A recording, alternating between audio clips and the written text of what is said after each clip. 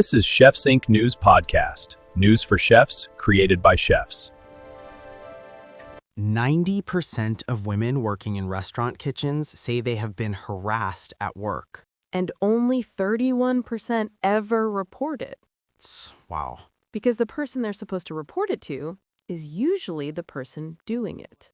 Guten Tag, meine Freunde. Welcome back to Chefs Inc. News, the podcast that tells you what the restaurant industry, well, what it doesn't want you to know. That's right. I'm your host, Chef Antonio Weber. And I'm Dr. Sophia Martinez. Welcome back, Sophia. News for chefs, created by chefs. Today, we're diving into a story that has been, simmering in restaurant kitchens for decades. For decades. And it finally boiled over in February 2026. A celebrity chef, an arrest, a decade of silence. Yeah. And a culture so toxic that 75% of kitchen workers experience harassment. And most of them, they just never say a word. This is episode 52. Here we go. This is the Warlord Effect. Let's start with Chicago, February 2026. A chef named Trevor Fleming, co-owner of a restaurant called Warlord, is arrested. Okay. The charge? Distributing sexually explicit images of a former employee without her consent. A felony. So, according to the Chicago Tribune, Block Club Chicago, and CBS News Chicago, all of them reporting from public court records. Right, this is all public. Fleming was released but placed under electronic monitoring. And then, mira, a judge allowed him to travel to Japan. What? While still under a protection order. Reist nach Japan. He travels to Japan. Unbelievable. While under an active protection order. Scheisse. But here's what makes this even worse. This wasn't a sudden incident. No. Former employees told Block Club Chicago that the abusive behavior, I'm talking verbal intimidation, the power games, the toxicity, it all went unchecked for years. Years, and nobody stopped it. For years. Because in kitchens, nobody does. And Fleming, he isn't alone. Not at all. Across the Atlantic at the exact same time, Noma, the restaurant that has been called the best in the world, multiple times. The best, yeah. Well, former staff released anonymous messages in early 2026 alleging physical abuse by a senior member of their R&D team. And Noma had already shut down its fine dining operations, right? After all that controversy over unpaid intern labor. That's right. And now this, allegations of physical abuse in the kitchen. Then you go to Oahu, a restaurant owner was ordered to pay millions of dollars in damages after a court found he systematically abused a 22-year-old sous chef. Millions? It's all in Hawaii News Now, July 2025, public record. In Ontario, Canada, January 2026. Oh, this one's bad. 2 restaurant managers were charged with human trafficking.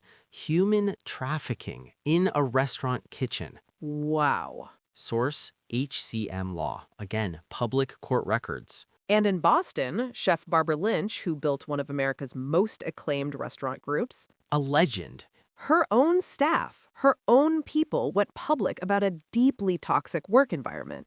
Mm-hmm. WBUR, Boston's NPR station. It's all documented on the record. This is not a few bad apples. No. This is the barrel. So let's talk data. Okay. Because numbers don't lie, but corporations do. A 2026 study referenced by the Sheridan Sun found that 57% of restaurant workers have experienced sexual harassment on the job. 57%, that's more than half. And ResQ's industry survey shows 90% of women, 90, and 70% of men report experiencing harassment in restaurant environments.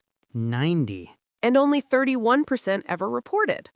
And according to Tralion's 2026 workplace harassment report, 1 in 3 workers says they would only speak up if they could do it anonymously. And here's the gut punch. In 2026, the EEOC, the Equal Employment Opportunity Commission, actually rescinded its harassment reporting guidelines. Wait, what? Right, this year when kitchens need protection the most. Forbes reported on it. This is not a rumor. It's real. The regulatory net just got a hole cut in it. So if you work in a kitchen and you are being harassed, listen to this. Your legal protections just got weaker. That is what 2026 looks like. So, why doesn't it stop? Well, the answer is structural. Right. The kitchen brigade system, the hierarchy every professional kitchen in the world still runs on, it was modeled on the French military in the 19th century by Auguste Escoffier. Yes, the chef is the general. The sous chef is the lieutenant. Mm-hmm. Everyone below follows orders without question. I mean, that is literally how it was designed. And academic research published in Science Direct confirms what chefs have known for decades. We've known this. Abusive supervision in kitchens creates a psychological climate where questioning authority is basically career suicide. CNN put it plainly back in August 2025. Toxic kitchen culture is a worldwide disease. A disease. And The Guardian documented extreme suffering as a feature, not a bug, in elite kitchens. This is the Warlord Effect, when a system rewards the loudest, most aggressive chef at the top and just silences everyone else below. Okay, so here is what actually works. Anonymous third-party reporting systems. Okay, the solutions, good. Tralian's 2026 data shows that restaurants using them cut harassment complaints by more than 60%. 60% without firing anyone, without a big lawsuit. Right, just by giving people a safe channel to speak. Look at Chef Claire Smith, 3 Michelin stars, 0 tolerance. A great example. And organizations like Cherry Bomb are building safe kitchen certification programs right now. If you own a kitchen, this episode is your wake-up call. Listen up. Implement anonymous reporting today, not next season, today. Okay, we just went through something heavy. Yeah, we did. And we do that because it matters. But this is Chefs Inc. news, so we always show you the other side. This week's Gastro Gem takes us to a mid-sized restaurant group in the Midwest that decided to try something radical. I love this. They flattened the kitchen hierarchy entirely. No more chefs screaming at a line cook. No more of that yes chef drill. None of it. Instead, you get weekly team meetings, a shared recipe development process, an anonymous feedback app, and a publicly posted code of conduct on the kitchen wall. And the result, after just 18 months? Staff turnover dropped by 60%. Their Google review score went from a 3.8 to a 4.7. Revenue increased. Wow. And here's the part that got me. They started getting more job applications than they could even handle because word got out that this kitchen was different. Word gets out. It always does, good and bad. So the takeaway is this. A safe kitchen is not a soft kitchen. It is a better kitchen. Yes. The data proves it. And the chefs who are building that culture right now, they're the ones who will still be operating in 5 years. And if you're a young chef listening to this, please seek those kitchens out. Please do. Your talent is worth a place that treats it with respect. Don't let anyone convince you that abuse is training. All right, here's your shareable fact for this week.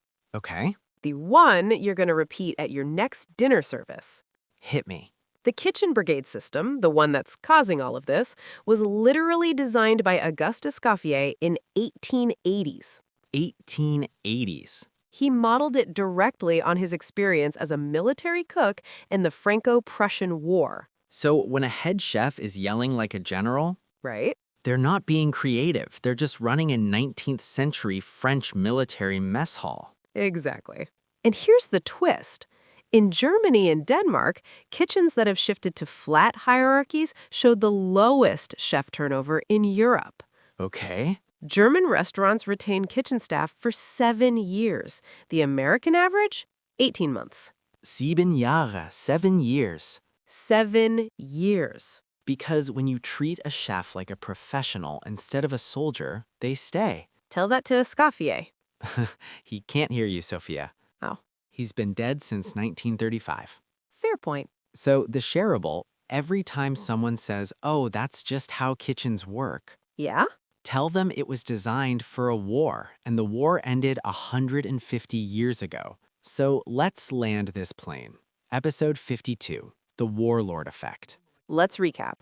A Chicago celebrity chef arrested for felony charges, Noma under fire again, Ontario kitchen workers trafficked, and a system built for military command still running the world's restaurant kitchens in 2026. The numbers? 90% harassment, 31% reporting, and 0 effective federal protection right now. 0. And the fix?